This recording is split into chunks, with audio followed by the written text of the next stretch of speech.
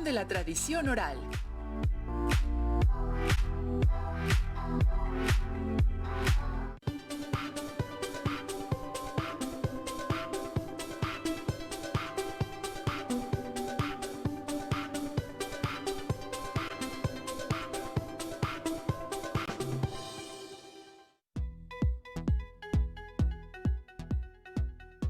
Qué gusto estar nuevamente con ustedes. Yo soy Nadia Jiménez y les doy la bienvenida a las alumnas y alumnos de lengua materna de segundo grado de secundaria. Antes de iniciar, les recuerdo que debemos seguir cuidándonos, lavando frecuentemente nuestras manos con agua y abundante jabón, usando el cubrebocas adecuadamente de forma que proteja nariz y boca, y aunque juntos, guardar y pedir la sana distancia. La salud es lo primero. Además, ¿ya hicieron algo de ejercicio? Recuerden que hay que mantener mente sana en cuerpo sano. Soy el profesor Obed Santos Huerta y efectivamente es un enorme gusto encontrarnos por aquí en una sesión más de Lengua Materna 2. Hoy hablaremos sobre la leyenda, expresión más de la tradición oral. ¿Esto qué significa? Pues que veamos analizar la leyenda para su representación escénica. Identificaremos la forma en que se conforman los relatos tradicionales, analizando sus significados culturales y contenidos históricos. Además, vamos a distinguir los momentos más importantes en el relato para visualizar la representación escénica de los episodios de esta. Hemos crecido escuchando leyendas, relatos orales y asistiendo a representaciones escénicas. Esta sesión nos permitirá enfocarnos en distinguir algunas diferencias de las leyendas con otros textos de la tradición oral, identificando sus significados culturales e históricos. ¿Listas y listos? Muy bien, pues iniciemos. Les recomendamos tomar nota de que en esta sesión nuestro aprendizaje esperado es: recopila leyendas populares para representarlas en escena, con el propósito de analizar leyendas para su representación escénica. Para iniciar, es importante que recordemos que narrar ha sido una actividad humana común a lo largo de toda la historia y que con sus múltiples transformaciones conserva características parecidas a las de su origen. Así es. Y en esta sesión retomaremos las leyendas en particular, pues intentan dar explicación a un fenómeno y suelen situarse en un lugar geográfico conocido y en un periodo determinado de la historia. Usualmente, las leyendas se relacionan con la cultura popular tradicional de los pueblos. Algunas son muy antiguas y fueron mutando a medida que se transmitían de forma oral. En estos relatos se pueden rastrear los sentimientos más profundos de una comunidad, su entorno, las creencias que le dan origen a su identidad. A mí me gustan mucho las leyendas porque contienen un poco de suspenso, profesor. Pero exactamente, ¿cuáles son sus características? Para responder a tu pregunta y profundizar en el conocimiento de las leyendas, acompáñenme a ver la siguiente cápsula. ¡Corre video! Narrar eventos, transmitir conocimientos, valoraciones o simples ideas sobre algún hecho, ya sea real o inventado, es una actividad universal. La narrativa oral abarca diversos géneros. Entre ellos se encuentran los cuentos tradicionales, las leyendas y los mitos. Hay muchos mitos y leyendas, incluso cuentos tradicionales que, a pesar de haber surgido en distintos lugares y culturas, llegan a ser semejantes porque hacen referencia a inquietudes fundamentales de la humanidad. Por ejemplo, en distintas culturas hay mitos sobre el origen del hombre. El mito egipcio señala que el hombre fue creado a partir del ojo de Ra, una de las representaciones femeninas de Atum, Dios creador de sí mismo y del universo. En la mitología china, fue la diosa Nua la que creó al hombre, modelándolo en barro. Para los mayas, los dioses crearon al hombre en 3 intentos, primero con barro, después con madera y finalmente agregando maíz. Para poder diferenciar los cuentos tradicionales, los mitos y las leyendas, conozcamos sus características generales. El cuento tradicional ocurre en una época que no es necesaria especificar y se compone de hechos inventados. La leyenda es una narración ubicada en un tiempo determinado y en un espacio específico. En general se relaciona con la historia de la comunidad que la creó. Sus personajes son individuos concretos que actúan en un tiempo histórico. El mito es una narración que no se ubica en un tiempo específico. Tiene como temas la creación del universo y del mundo, la vida y las acciones de los dioses, los primeros humanos y otros seres que dieron origen al universo, y sobre las cosas del mundo. En suma, los mitos, los cuentos tradicionales y las leyendas muestran rasgos que los distinguen y otros que comparten. De manera general, estos géneros son de origen popular, se transmiten de generación en generación y se relacionan con creencias o hechos culturales. El tiempo y el espacio en que se desarrollan están determinados en algunas ocasiones, pero en otras no. Unos son hechos inventados y otros tratan de explicar el mundo. Entonces, profesor, ¿se puede decir que la leyenda tiene su origen en la tradición oral y que se transmite de generación en generación? La leyenda se centra en un personaje principal, se sitúa en un tiempo y lugar específico y se basa en hechos naturales o sobrenaturales. Parte de un hecho o suceso histórico, concreto, e incluye elementos de la realidad y fantasía. De manera breve, podemos decir que se caracteriza porque tiene un cierto grado de verdad. Se ubica en un tiempo y lugar determinado y tiene una estructura sencilla. Continuemos. La leyenda puede tener varias versiones. Transmite ideas o valores y su principal objetivo es darle sentido a una sociedad o cultura. ¿Se dan cuenta que los relatos de tradición oral son como una familia? Se parecen todos entre ellos. Lo que los vuelve distintos es que cada región busca integrar aspectos propios de la zona donde vive. Para examinar mejor este tipo de texto narrativo, revisaremos la leyenda La Mulata de Córdoba. Acompáñenos a escuchar y ver lo siguiente. La Mulata de Córdoba. Corría el año de 1618 y en la villa de la Córdoba de los Caballeros se decía que vivía una bella mujer, de cuyo origen y domicilio nadie sabía. La historia documenta que habitantes de África fueron traídos como esclavos por los españoles, llegando principalmente al puerto de Veracruz. Gracias al mestizaje entre españoles y africanos, se originaron los denominados mulatos. Sigamos escuchando. Su belleza era tan grande que todos los hombres se sentían atraídos por ella.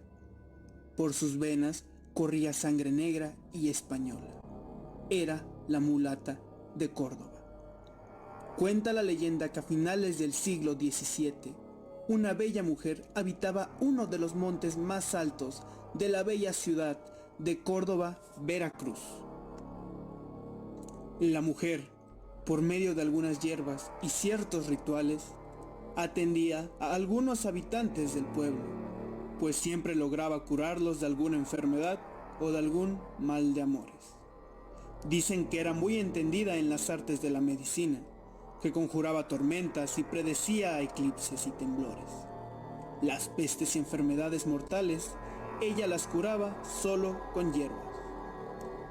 Poco a poco, la mulata, como todos la conocían, fue adquiriendo fama, pues su inexplicable belleza parecía embrujar a los hombres y sus poderes curativos hacían a todos pensar que se trataba de una bruja o una hechicera. La fundación de la ciudad de Córdoba tuvo lugar en 1618, debido a los ataques y asaltos que realizaban los llamados negros y marrones, personas que se rebelaban contra el sistema de esclavitud al que estaban sujetos. Tal situación llevó a los españoles a fundar esta población a fin de proteger a los súbditos españoles y a los intereses reales. La gente crédula y supersticiosa afirmaba que la mulata tenía un pacto con el diablo, que tenía poderes mágicos y que podía estar en dos lugares al mismo tiempo. Un día, el alcalde, don Martín de Ocaña, por medio de costosos regalos, trató de conquistarla, pero la mulata siempre se negó a recibirlos y a salir con él. Como vieron, las leyendas nos permiten conocer ideas, gustos e inclinaciones de una cultura. Y en este caso, con la llegada de los españoles y de la evangelización propiamente, en Córdoba, desde entonces, se vitorea tradicionalmente las Cruces de Mayo, celebración que mezcla creencias religiosas y folclore a manera de concurso.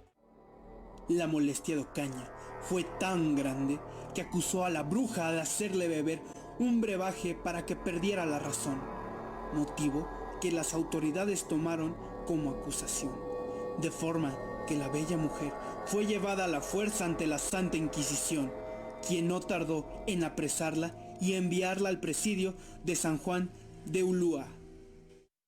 En esa época, quienes usaban las plantas como remedio curativo podían ser acusados de practicar brujería y ser castigados por la Santa Inquisición. Continuemos con esta leyenda. Acusada de brujería, la condena que recibió fue morir quemada en leña verde frente a todo el pueblo. Una noche antes de que su vida finalizara, la mulata le solicitó a un carcelero que le consiguiera un simple trozo de carbón. Se dice que la mulata dibujó con el carbón en los húmedos y oscuros muros de su celda un barco con enormes velas blancas desplegadas al viento. El comportamiento mundano, como la llamaban, era causa de muerte en la hoguera, que era la pena máxima para los acusados de herejía y hechicería. Al otro día, y antes del crepúsculo, la mujer preguntó al guardia qué era lo que le hacía falta a su barco, a lo cual el hombre le respondió: que navegue. Ella tranquilamente solo le respondió: mira cómo navega. Y dando un salto, subió al barco mientras éste avanzaba entre las olas para perderse en el horizonte que ella misma había dibujado. Los ojos del guardia no podían creer lo que veían, pues la mujer desapareció. Y al día siguiente, aferrado a la reja del calabozo vacío, se encontró al carcelero con la razón perdida. Y después de eso, nadie más supo nada de la encantadora mujer.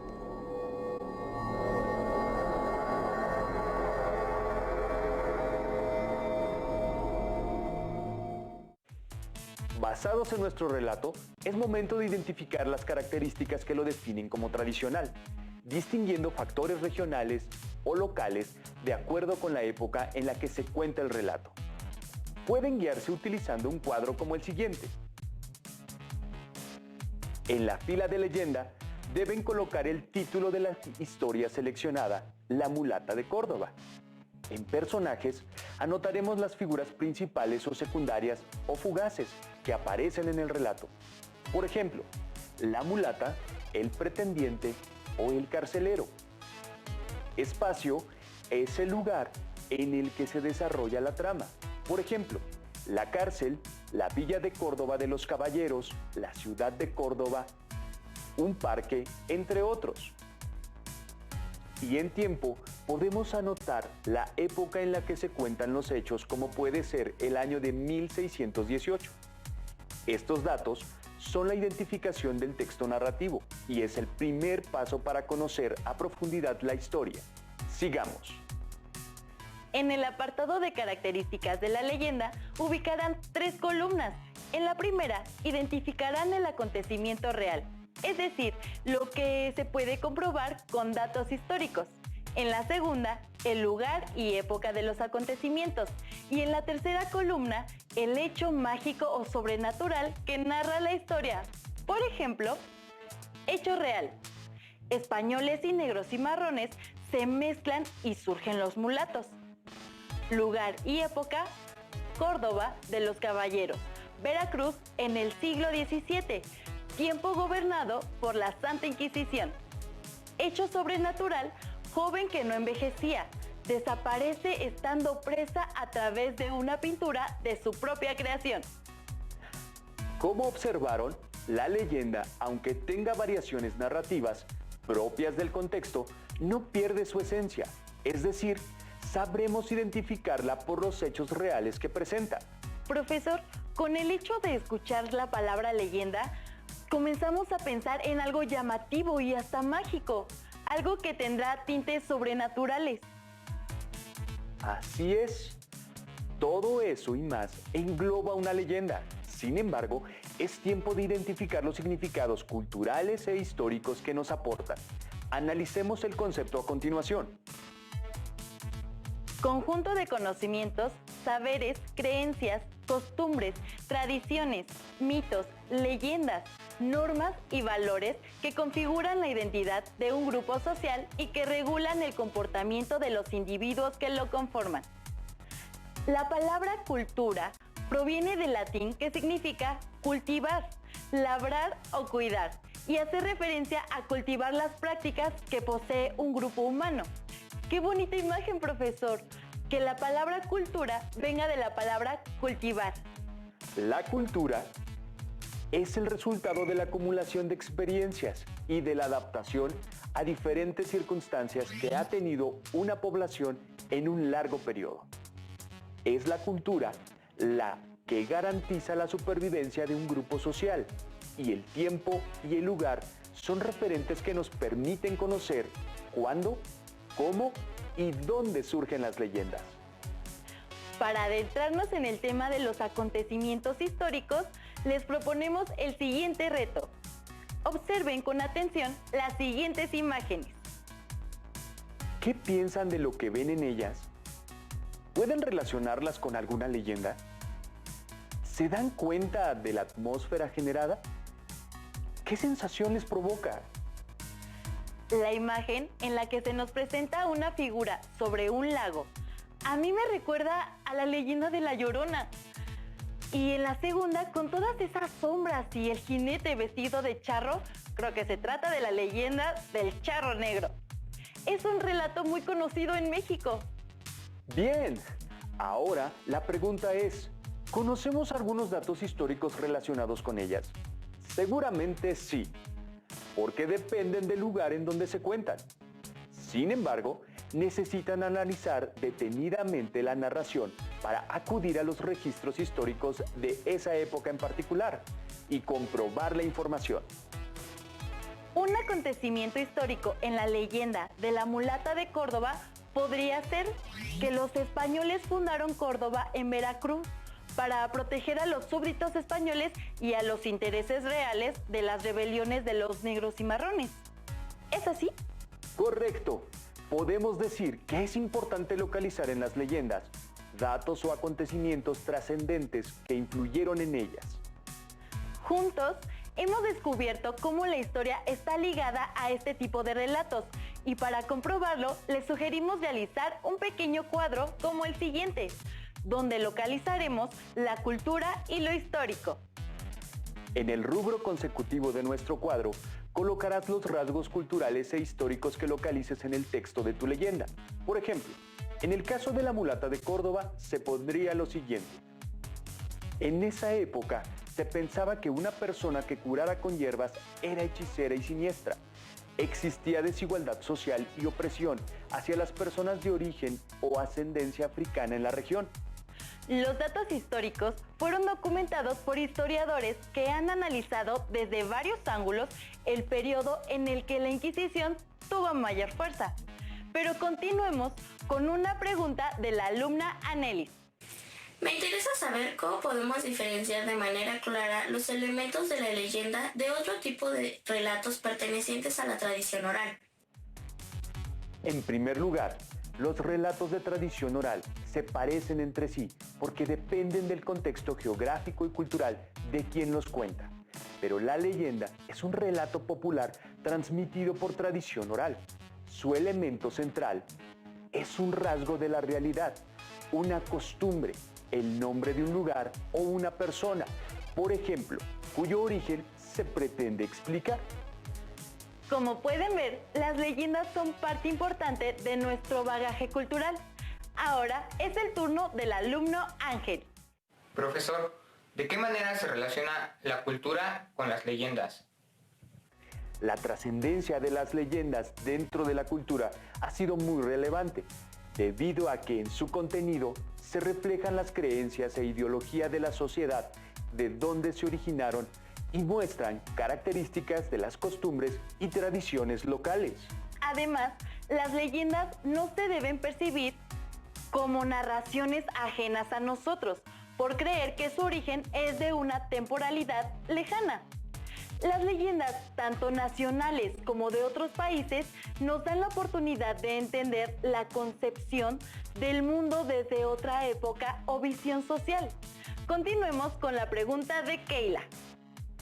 Me surge la duda sobre a qué hace referencia el concepto histórico, profesor. Más específicamente, ¿a qué nos referimos cuando decimos acontecimiento histórico?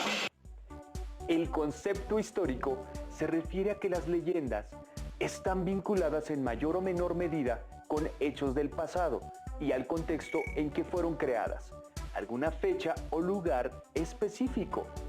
Por lo tanto, nos referimos a un suceso de gran trascendencia en una comunidad, estado o país. Ahora les invito a prestar atención para identificar los momentos más importantes de la trama en las leyendas. Todo relato debe estar dividido en 5 momentos. El primero es el planteamiento. Es el momento en el que se presenta al protagonista, su objetivo y el contexto en el que se desarrolla, quizá algunos otros personajes. Con todo esto se empieza a crear la atmósfera. Dentro de este primer momento se presenta una situación que enmarcará el devenir de la narración. El segundo momento es el nudo, que es el detonante que cambia las circunstancias del protagonista, provocando que éste reaccione y emprenda su marcha en dirección a su objetivo. Así, en el desarrollo, que es el tercer momento, aparecen los obstáculos que deberá enfrentar la o el protagonista. El momento de clímax o catarsis es el quinto elemento. El protagonista llega al punto más intenso y de tensión de la historia, y en general es el aviso de que la progresión dramática está concluyendo, llegando así al desenlace. Retomemos el texto de La mulata de Córdoba y realicemos un reto. En este cuadro podemos identificar elementos como el planteamiento. La mulata era una bella mujer que nunca envejecía. La llamaban mulata porque tenía ascendencia africana y española. Tenía habilidades curativas y vivía sola en Córdoba. En el nudo, Ocaña, su pretendiente, trató de conquistarla, pero ella se negó a salir con él, mientras que en el desarrollo la acusa de bruja, la arrestan y condenan a muerte. Y en el clímax, pinta un barco con velas desplegadas. El guardia le dice, solo le falta navegar, y ella salta a la pintura y desaparece. Llegando así al desenlace, en donde el carcelero enloquece y nadie vuelve a saber de ella. Identificados ya los elementos de una leyenda, ahora movámonos hacia la representación escénica de episodios de una leyenda. Para ello, atendamos las recomendaciones del dramaturgo Luis Mario Moncada Gil acerca de esto. Si yo quiero tomar alguna de esas leyendas y llevarla precisamente a la escena, ¿en qué me tengo que fijar? ¿Qué tendría que ver? Bueno, primero, ¿cuáles son los valores que están encontrados, ¿no? ¿Cuál es la pugna? ¿Cuál es el conflicto? Porque el teatro es sobre todo conflicto, ¿no? Entonces uno tiene que encontrar historias que tengan ese conflicto. Y el conflicto es ese obstáculo que nuestro protagonista tiene para hacer aquello que le ha sido encomendado o aquello que desea, aquello que es un objetivo primario en su vida, ¿no? Entonces, cuando uno quiere adaptar, lo primero que tiene que buscar es cuál es ese conflicto del que se habla. En el caso de la mulata de Córdoba, se podría pensar en los momentos para visualizar la representación escénica de episodios en una leyenda. Estos momentos se transforman en actos en términos de la estructura de la obra de teatro. Veamos un ejemplo de cómo a partir de un dibujo se puede iniciar la creación de su espacio escénico. Cada uno de los dibujos que realicemos será distinto, dependiendo las características del relato, pero también cada una de las escenas de la obra, en la secuencia que se requiera, además de la imaginación de quien lo esté elaborando. Un guión gráfico o storyboard, como también se le conoce, es una secuencia de imágenes organizadas que sirven como guía para elaborar una historia. A partir de esta se seleccionan los materiales, la iluminación, el tipo de vestuario y escenografía, entre otros elementos que nos ayudarán a generar un ambiente y atmósfera en nuestra obra. En el guión gráfico se deben elegir los actos más convincentes y a su alcance. Estos se dividirán en escenas. Por ejemplo, si esta dice que se desarrolla en un bosque tenebroso, tendremos que definir con qué elementos podemos recrearlo y además que sea tenebroso. ¿A ustedes qué se les ocurre? También pensar en el contexto y reflexionar acerca de los elementos de vestuario o utilería que pueden necesitarse para la representación de una leyenda. Y si piensan que no son grandes dibujantes, no deben preocuparse, pues lo importante no está en el dibujo, sino en los detalles que sirvan como guía. Veamos el siguiente video realizado por la alumna Margarita acerca del storyboard. Un storyboard es un conjunto de ilustraciones presentados secuencialmente y es una guía visual que nos ayuda a comprender una historia, planificar la estructura de una película o visualizar una animación o video. Para hacerlo, se puede utilizar lápiz y papel, pero también plataformas digitales. En este caso, utilicé lápiz y papel para retratar la leyenda de la mulata de Córdoba. 3 mujeres se encuentran hablando sobre la mulata frente a una iglesia mientras ella va pasando. La mulata es una mujer muy bella, por eso los hombres se sienten atraídos por ella. Entre ellos, don Miguel de Ocaña, quien la busca para cortejar con regalos costosos. Pero la mulata no está interesada en él, y al sentir su rechazo, la acusa de ser una bruja. En el juicio es juzgada por un jurado de la Santa Inquisición. En el lugar se encuentra una ventana donde se observa la isla de San Juan de Ulúa, y es ahí donde se encuentra la prisión.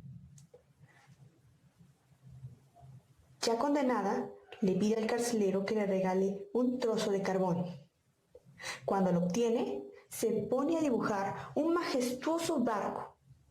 Al terminarlo, la mulata le pregunta al carcelero, ¿qué le hace falta a mi nave? Y él le responde, navegar. La nave inmediatamente empieza a navegar y la mulata salta en él, logrando así escapar del carcelero. Completamente perdido en sí mismo. ¿Observaron lo útil que resulta elaborar un guión gráfico para no perder de vista ningún detalle al momento de representar nuestra obra?